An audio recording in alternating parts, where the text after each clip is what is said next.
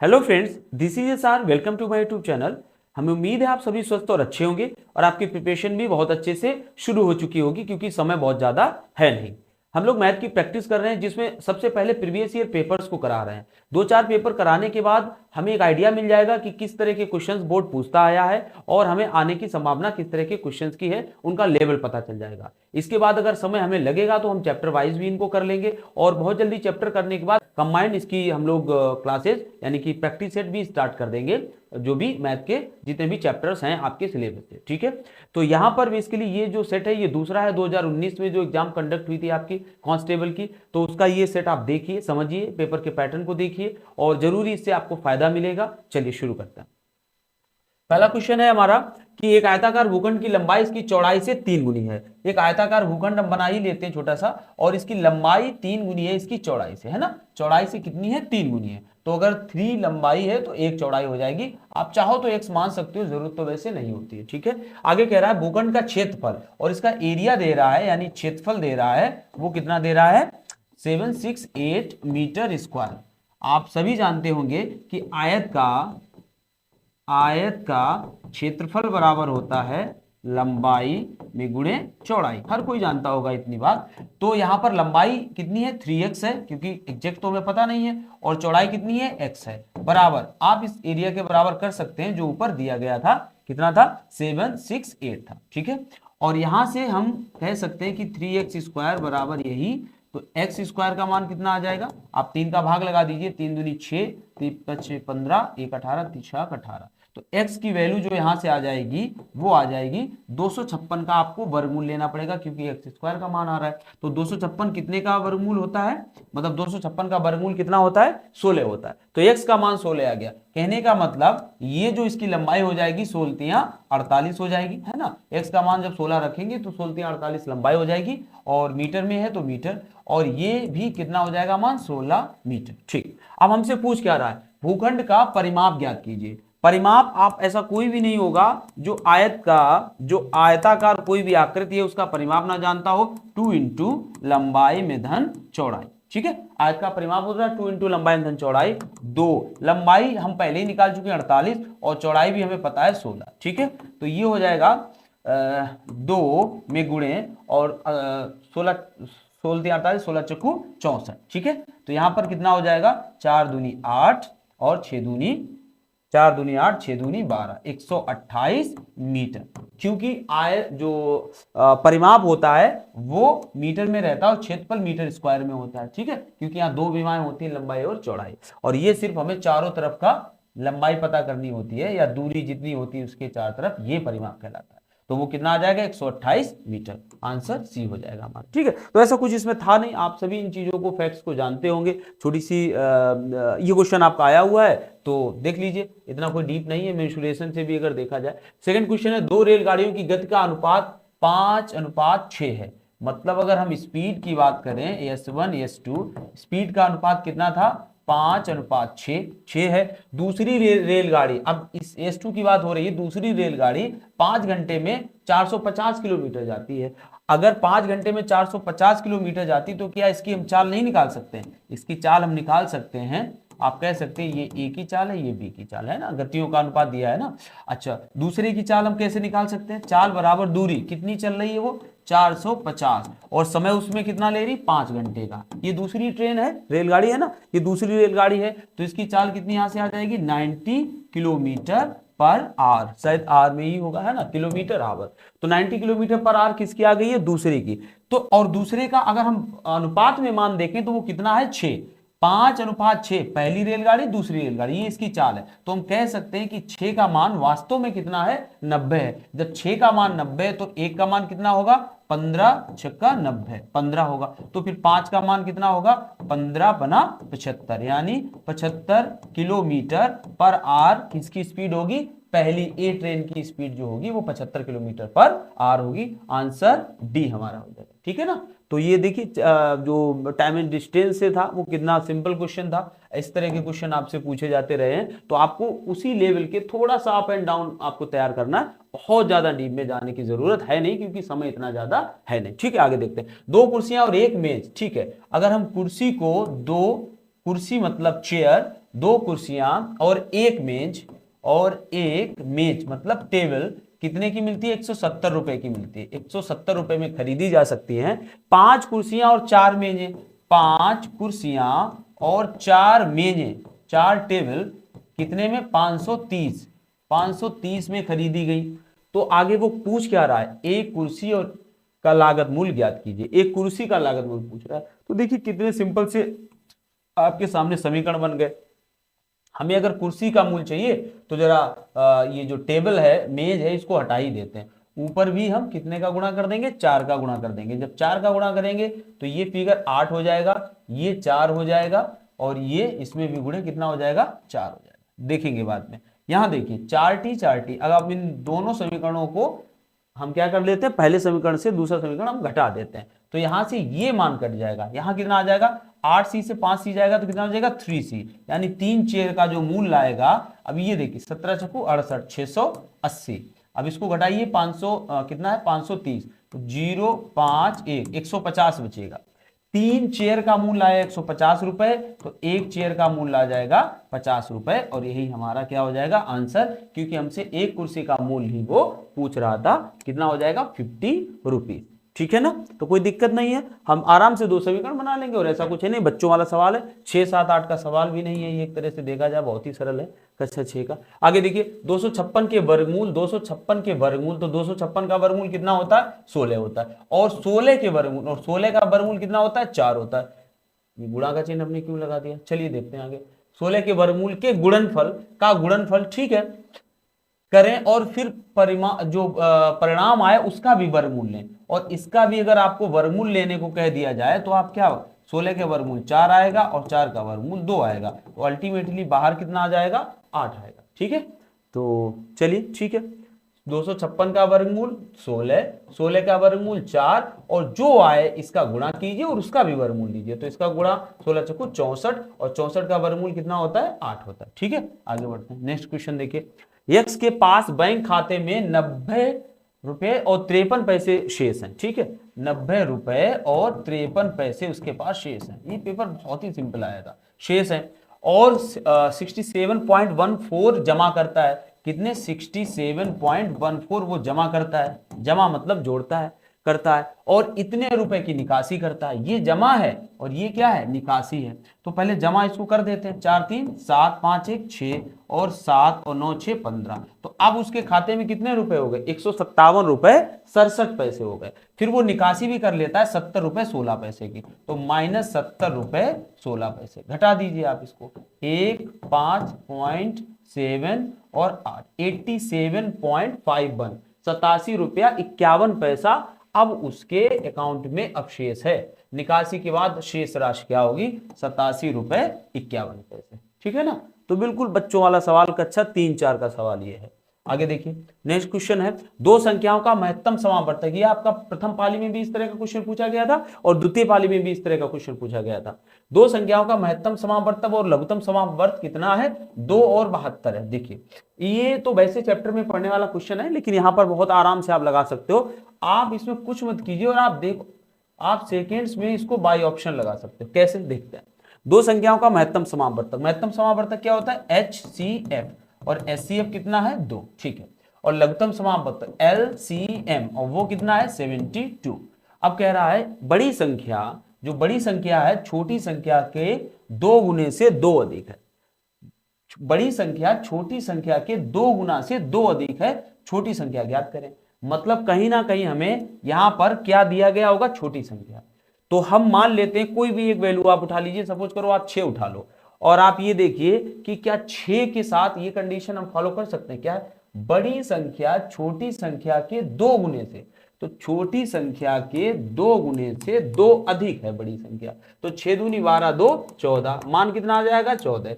क्या 14 का किसी भी रूम में LCM 72 हो सकता है? आप बिल्कुल कह देंगे बिल्कुल भी नहीं हो सकता है। 14 से 72 नहीं कटेगा, तो ये तो संख्या नहीं हो सकती है। ठीक है, अब इसके बाद क्या बचता है? 8। चलिए 8 को भी ट्राई कर लेते हैं।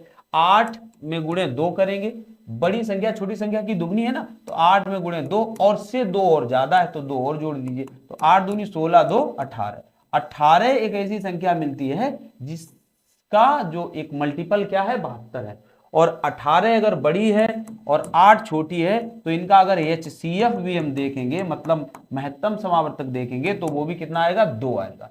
तो ये कंडीशन दोनों फॉलो हो गई, ये HCF भी इनका 2 है और इनका LCM भी कितना है 72 है। ठीक है, तो यानी कि हमारा जो आंसर हो जाएगा वो 8 हो जाएगा। बाय ऑप्शन आप आराम से यहाँ पर लगा सकते हो, आपको ये सेटिस्फाई करानी है कि क्या एलसीएम होगा। और वैसे यहाँ पर 4, 6, 8, 10 दे दिया गया, लेकिन जो प्रथम पाली में आया था उसमें ऐसा नहीं दिया गया था, वहां पर 2 ही संख्याएं ऐसी थी जिसमें 2 कॉमन था। और आप ये भी जानते होंगे यहाँ तो चलो 2 सभी में कॉमन है, लेकिन वही तो आंसर होगा छोटी संख्या जिसमें 2 होगा।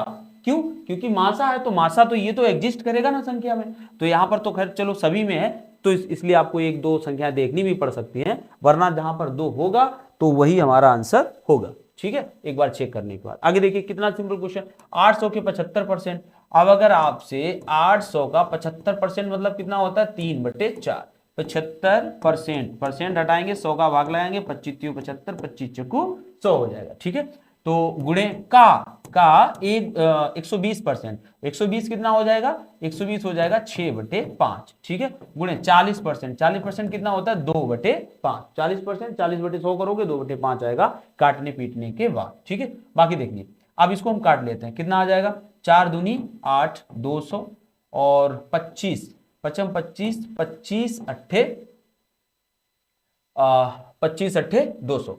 ठीक है, अब यहां देख लीजिए 8 8 24, 24 दूना 48, 6 में गुणे 48, 8 छंग 48 और 6 चौक 24 और 4 24 4 28, यानी 288 इसका मान आएगा। कितना आएगा 288। तो सिंपल एक कैलकुलेशन बेस्ड क्वेश्चन था, बहुत ज्यादा इसमें कुछ था नहीं, सबसे प्रतिशत में छोटे स्तर का सवाल था ये। आगे देखते हैं, लागू होने वाली कुल प्रतिशत छूट ज्ञात कीजिए जब 20% और 10% की 2 लगातार छूटें दी जाएं। जब 2 लगातार छूटें दी जाती हैं तो हमें समतुल्य बट्टा निकालना होता है। उस कंडीशन में आप चाहो तो इसको 2 तरह से लगा सकते हो, या तो इसका एक फॉर्मूला होता है m + n + mn अपॉन 100, बशर्ते यहाँ m छूट है तो इसका भी मान माइनस में -20 आएगा, n छूट है तो इसका भी मान -10 आएगा। अब जब इनको लगाएंगे -20 -10 और ये माइनस m और n का गुणनफल है तो माइनस माइनस का गुणा हो जाएगा, तो क्या हो जाएगा +20 में गुणे 10 और बट्टे 100। या तो आप इस तरह से लगा लीजिए अगर आपको नहीं आता है। ठीक है, तो ये कितना हो जाएगा 30 और 30 में ये 2 घट जाएंगे तो -28, यानी कितने की कमी हो जाएगी 28% की एक छूट हो जाएगी। एक तरीका ये। दूसरा तरीका है, आप कोई भी चीज 100 है तो 100 से जैसे 20 जाएगी तो कितना बचेगी 80। अब 80 से यहाँ 20% की कमी हुई, 20% की कमी, और फिर 10% की कमी की गई, 10% की कमी यहाँ की, तो 10% किसका 80 का कम होगा 8 कम होगा, 8 कम होगा तो मतलब कितना आ जाएगा 72। अब देख लीजिए आप 100 से कोई चीज 72 हुई है तो कितने % का आपको डिस्काउंट दिया गया 28 का। तो आप जिस तरह से चाहें, ये तो बच्चों वाली चीज है, आप लगा सकते हैं इसको, कोई प्रॉब्लम इसमें है नहीं। ब्याज दर ज्ञात करें जब 1000 रुपए के मूलधन पर 5 वर्ष की अवधि में साधारण ब्याज 440 रुपए है। तो आप जैसे चाहो वैसे लगा सकते हो। वैसे क्या होता है साधारण ब्याज बराबर जो आपको पता होना चाहिए वो क्या होता है मूलधन में गुणे दर में गुणे समय, और इसके बटे क्या होता है 100। ठीक है, तो साधारण ब्याज कितना है 440 गुणे मूलधन कितना है 1000 गुणे दर आपको पता करनी है, गुणे समय आपको 5 वर्ष दिया गया बटे 100। 0 से 0 कट गए, इस 0 से ये 0, 5 का गुणा इसमें कर देंगे 5 अट्ठे 40 दशमलव 5 अट्ठे 40, 8.8 आपकी आ जाएगी आर का मान, यानी ये सालाना दर होगी 8.8%। ठीक है, बाकी आप कुछ भी ऐसे ना लगाओ। 440 रुपए अगर 5 साल में है तो 1 साल में कितने होंगे 440 रुपए 5 साल में है तो 1 साल में 440 बटे 5 कर लीजिए, तो 1 साल में कितना आ जाएगा 5 अट्ठे 40 4 40 5 अट्ठे 40 88 रुपए। अब सीधा है 88 रुपए 1000 का कितने प्रतिशत है 1 साल का, ये निकल आएगा, पॉइंट यहाँ लग जाएगा 8.8। ठीक है, चलिए बात वही है, चाहे जैसे करो। उस कालावधि को ज्ञात करें जिसमें 1000 रुपए मूलधन कितना है 1000 रुपए मूलधन वार्षिक 10% ब्याज की दर से 331 रुपए का चक्रवृद्धि ब्याज प्राप्त होता है। ठीक है, जब ऐसा सवाल आए तो आप इसमें क्या कर सकते हैं, आप आराम से इसको लगा लीजिए। आपसे क्या पूछा जाए समय पूछा जा रहा ना, तो समय पूछा जा रहा है, चलिए ठीक है। देखिए अगर 10% के हिसाब से ब्याज इनका बढ़ रहा है 331 रुपए, तो क्या ज्ञात करना है, टाइम हमें ज्ञात करना है। ठीक, तो देखिए 10% के हिसाब से पहले साल का क्या होगा, अगर हम प्रथम वर्ष का देखें 10% के हिसाब से कितना हो जाएगा 100 रुपए, ठीक है। दूसरे साल कितना हो जाएगा 100 रुपए प्लस इसका भी ब्याज 10% कितना हो जाएगा 10 रुपए, और दर ये है ना 10%। तीसरे साल क्या हो जाएगा 100 रुपए तो होगा ही, प्लस ये 100 रुपए हो गया। अब उस तीसरे साल का प्लस इसका ब्याज कितना हो जाएगा 10%, यानी 200 का 10% 20 रुपए, और प्लस इसका ये कितना हो जाएगा 10 का 10% 1 रुपया। अब इन सभी को जरा जोड़ के देखिए 300 प्लस 30 प्लस 1, यानी ये टोटल हो गया 331। सिंपल। जो सीआई होता है उसमें सवाल यहाँ तो चलो टाइम नहीं दिया है तो आप आराम से उसमें लगा सकते हैं, थोड़ा सा सोचिए, कहीं आपको उस तरह का फॉर्मूला लगाने की जरूरत पड़ेगी नहीं कि आपको 1000 का, अब ये कितना हो रहा है 1000 का 1331 हो रहा है। आप ऐसे ही तो इतना छोटा है कि आप ऐसे ही जान सकते हो कि ये 3 साल का ब्याज है, लेकिन फिर भी अगर आपको लगाना हो तो आप इस तरह से लगा सकते हो। 331 रुपए उसको मिल रहे हैं ब्याज के, और वो कितने समय में मिल रहे हैं 3 वर्ष में मिल रहे हैं, तो हमारा आंसर हो जाएगा 3 वर्ष। ठीक है, तो इस तरह से ये आ जाएगा। बाकी इसका जो बेसिक तरीका होता है वो क्या होता है, यहां पर आ जाएगा मिश्रधन बराबर मूलधन, और मूलधन कितना था 1000 1 प्लस आर कितनी 10/100 की पावर n पता करना था। तो यहाँ पर मिश्रधन कितना हो जाएगा, जब ये ब्याज इसमें जुड़ जाएगा तो 1331/1000 बराबर, और ये हो जाएगा 110/100 की पावर n। ठीक है, तो इस तरह से आप इसको लगा सकते हैं। आप इसको आगे कैलकुलेट करेंगे तो आपका मान आ जाएगा। इसको जब आप कैलकुलेट करेंगे तो मान आ जाएगा, ये कितने का है, ये 11 का क्यूब है, और ये 1010 का क्यूब है। ये क्यूब हो जाएंगे, और 11/10 घातें बेस समान हो गए, तो n का मान कितना आ जाएगा 3। ही एक बेसिक तरीका इसको लगाने का। ठीक है, चलिए आगे देखिए। 3 साझेदार ABC, 3 साझेदार हैं ABC, किस अनुपात में लाभ कमाते हैं 4-5-6, 4-5-6 के अनुपात में लाभ कमाते हैं। ये उनके लाभ का अनुपात है। ठीक है, यदि लाभ में C का हिस्सा A की तुलना में 200 अधिक हो। देखिए ABC कोई बिजनेस करते हैं, पार्टनरशिप से खूब क्वेश्चन पूछे जाते हैं आपके एग्जाम में। ABC कोई बिजनेस करते हैं जिसमें वो जो लाभ कमाते हैं वो 4-5-6 के अनुपात में कमाते हैं, मतलब 4 ये 5 ये 6 ये। ठीक, वो कह रहा है A और C का जो लाभ में अंतर है वो कितने रुपए का है 200 रुपए का है। कितने रुपए का 200 रुपए, ये है ना 200 रुपए का अंतर है, जबकि यहाँ लाभ में कितने का अंतर है 2 का अंतर। तो कह सकते हैं 2 बराबर 200 तो 1 बराबर 100। हमसे पूछ क्या रहा है, उनके द्वारा प्राप्त कुल लाभ ज्ञात करें, मतलब इन तीनों द्वारा लाभ कितना प्राप्त किया गया, 6, 5, 11, 4, 15। तो 15 का मान कितना हो जाएगा 1500 हो जाएगा।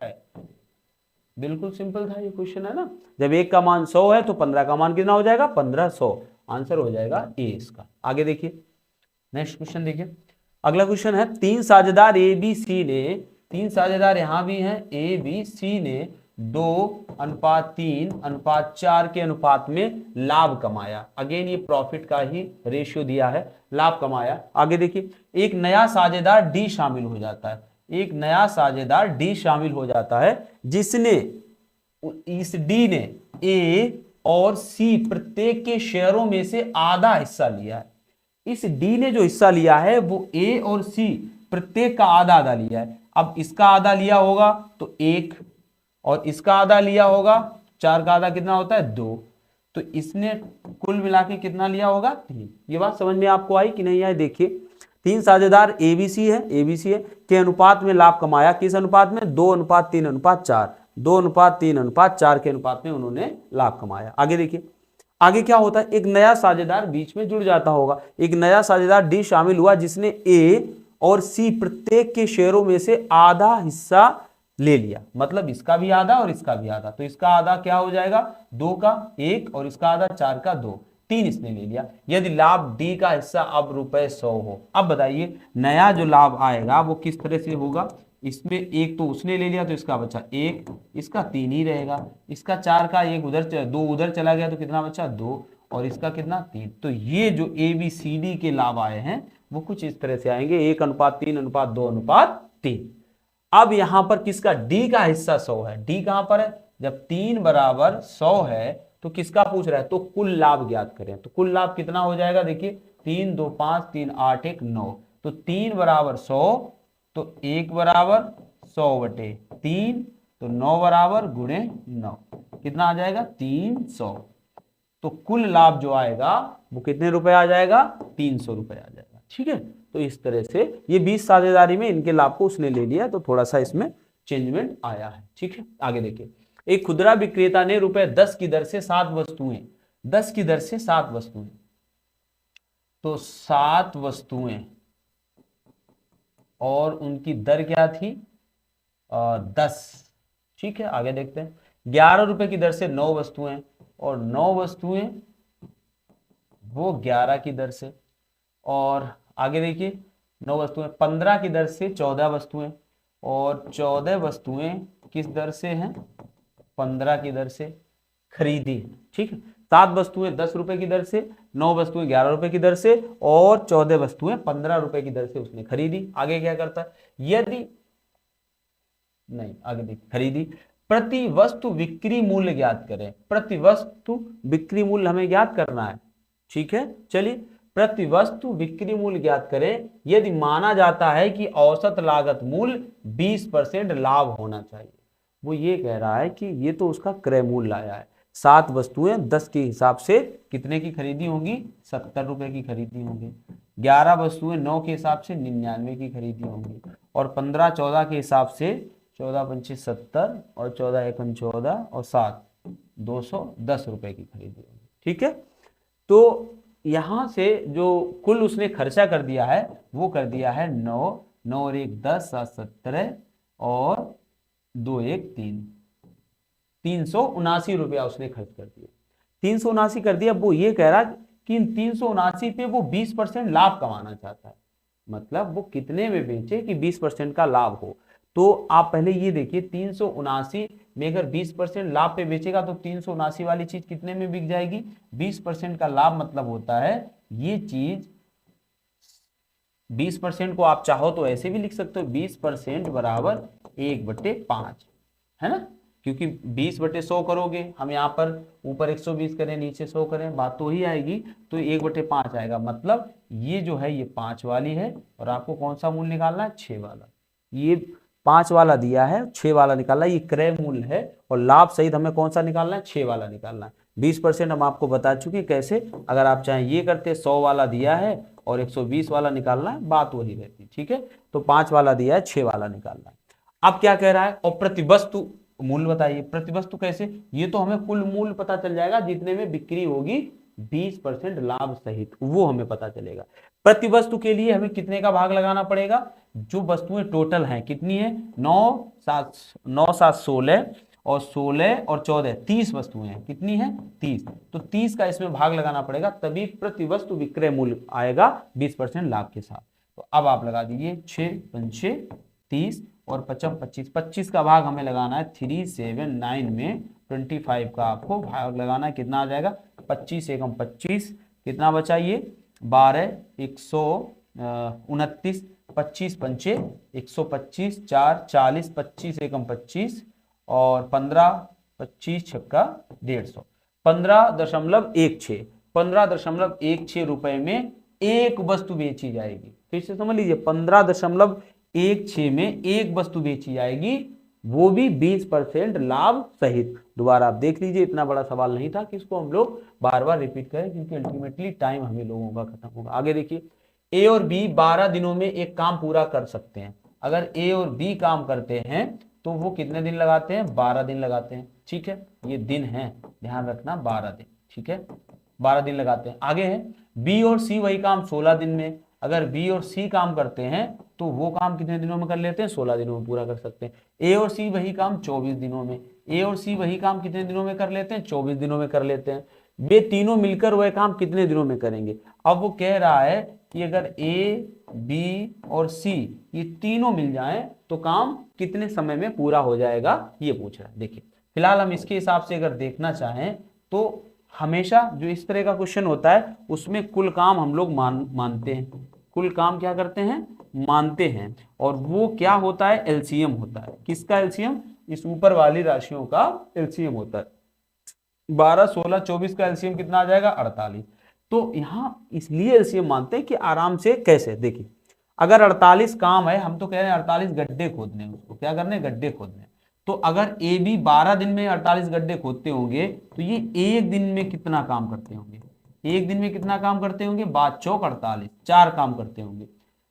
ये जो 16 दिन में 48 काम कर पाते हैं तो एक दिन में कितना काम करते होंगे, 16 48, 24 दिन लगा देते हैं 48 गड्ढे खोदने में, कौन, ए और सी। तो एक दिन में ये दोनों मिलकर कितने खोद पाते होंगे, मात्र 2 गड्ढे खोद पाते होंगे। अब देखिए जरा ये जो सभी कौन कौन, A plus B, A plus B plus B plus C, B plus C plus A plus C plus A plus C, इन जरा इन सभी का एक दिन का काम कितना निकला है, 4 3 2, 3 2 5 4 9 काम निकला है। ठीक है, अब देखिए यहां पर 2 बार बी, 2 बार ए, 2 बार सी है, तो हम कह सकते हैं 2a प्लस बी प्लस सी बराबर 9।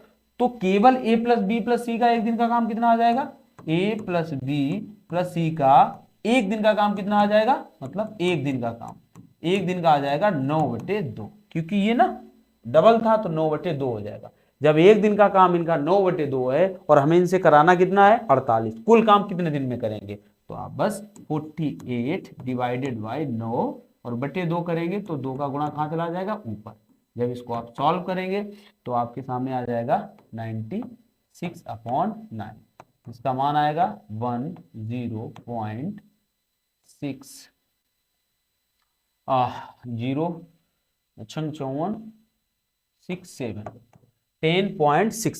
10.67 ये आ जाएगा। ठीक है,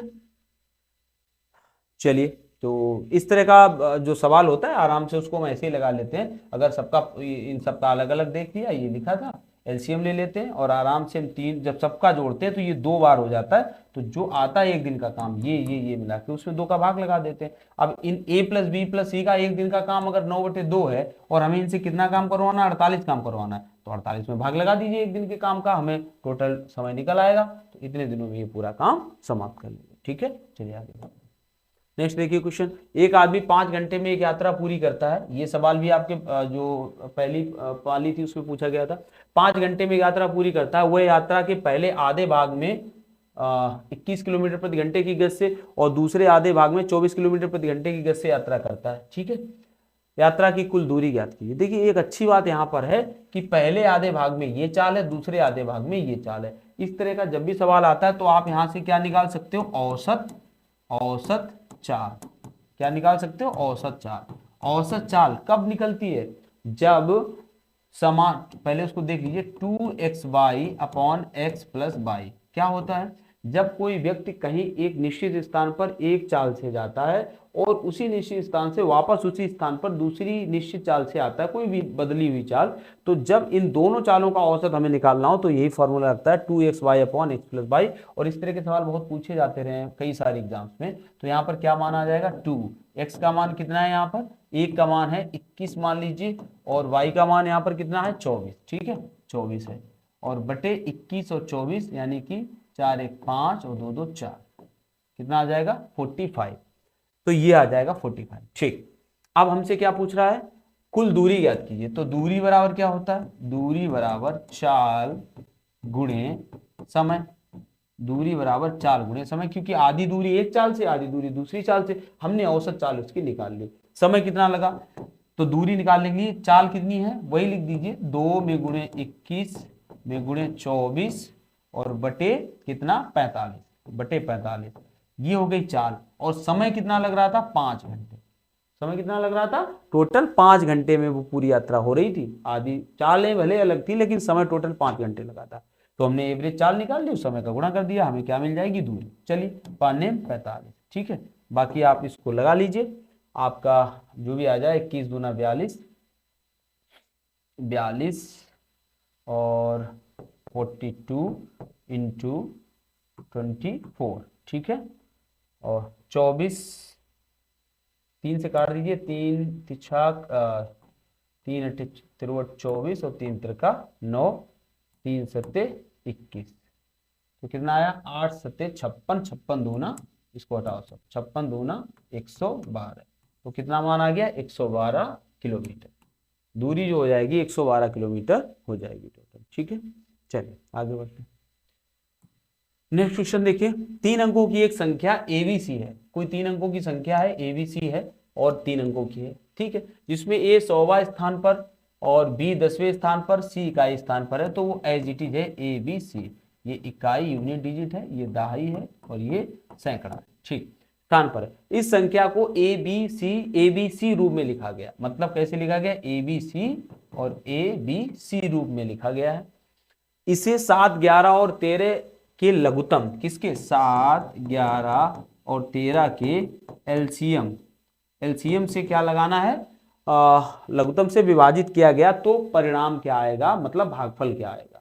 तो पहले इसका एलसीएम होगा जाके 1001, ये इसका एलसीएम आएगा 7, 11, 13 का, आप निकाल सकते हैं, ठीक है। बाकी कोई भी संख्या आप यहाँ पर एज्यूम भी कर सकते हैं।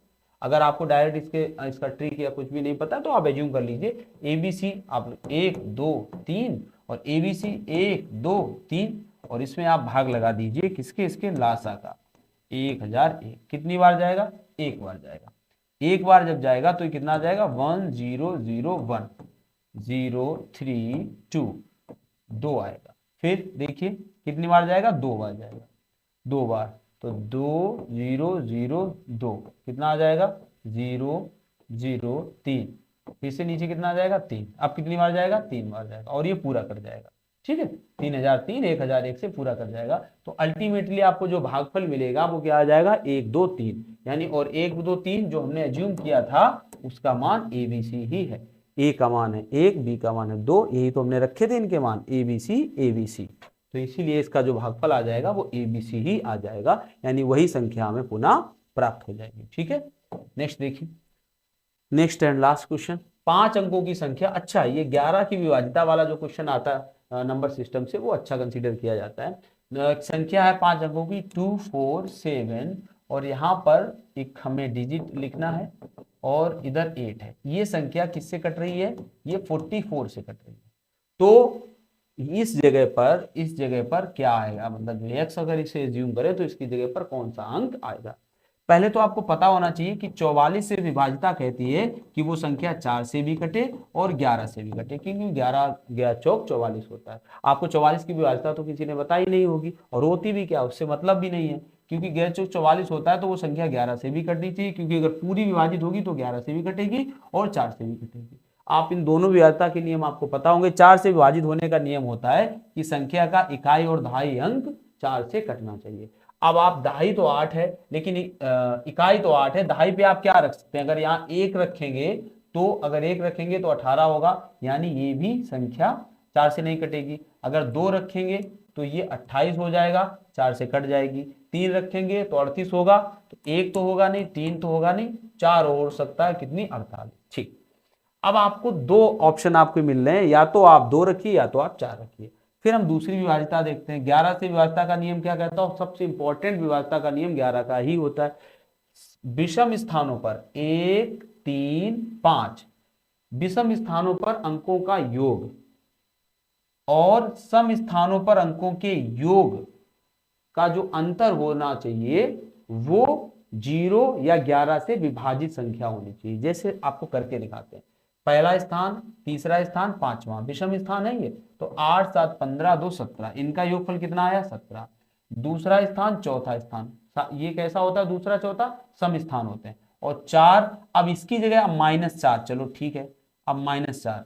अब यहाँ पर हम 2 रखें या 4 रखें, क्योंकि यही तो पता नहीं ना यहाँ कितना रखना है। तो अगर हम यहाँ 2 रखेंगे तो इसमें 2 जोड़ेंगे, +2 तो 4, 2, 6 हो जाएगा, 2 तो 4, 2, 6 हो जाएगा, और 17 से 6 जाएगा तो कितना मान आएगा 11, यानी 11 अगर मान आ जाएगा तो वो संख्या 11 से कट जाएगी। फिर से समझिए इसको, अगर सम विषम स्थानों के अंकों का योगफल, विषम स्थानों के अंकों का योगफल का अंतर सम स्थानों के अंकों की योगफल का जो अंतर हो वो या तो 0 हो या 11 का कोई गुणज आए, उस कंडीशन में वो संख्या 11 से कट जाती है, ये नियम कहता है। ठीक है, तो अगर हम 2 रखेंगे तो 4 2 6 हो जाएगा, मतलब दूसरा स्थान चौथा स्थान जुड़ेंगे ना दोनों, यहाँ 2 रखते हैं तो 4 2 6 हो जाएगा, और 6 17 से जाएगा तो 11 बचेगा, यानी 11 से कट जाएगी, और 2 रखने पे 4 से तो कट ही रही थी, तो ये सेटिस्फाई 2 ही हो जाएगा। लेकिन सोचो आप 4 भी रख के देखो यहाँ पर, क्योंकि 4 48 4 से कट रहा था, अगर 4 रख के देखेंगे तो 4 4 8 हो जाएगा, और 17 से जब 8 जाएगा तो 9 बचेगा, और जो 11 से नहीं कटता है।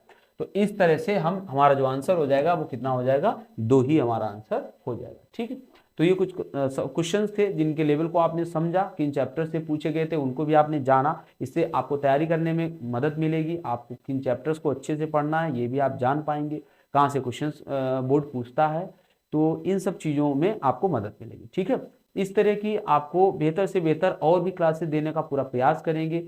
आप हमारे चैनल पे जुड़िए, आपको जरूर ना जरूर एग्जाम के लिए बेनिफिट होगा, ऐसी उम्मीद करते हैं। चलिए, देखने के लिए बहुत बहुत धन्यवाद, थैंक यू।